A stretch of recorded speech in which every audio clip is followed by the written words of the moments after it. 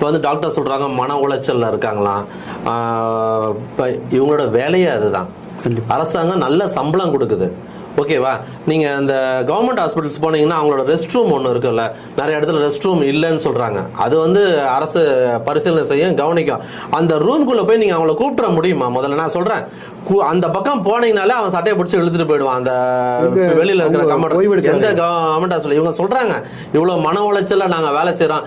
இதை விட அதிகமான மன உளைச்சல்ல காசு இல்லாமல் பிரைவேட் ஹாஸ்பிட்டலில் போனால் நம்மளால முடியலன்ற அந்த மன உளைச்சல்ல தான் வந்து அவன் கவர்மெண்ட் ஹாஸ்பிட்டலில் டாக்டர் 2 வார்த்தை பேச மாட்டாரா?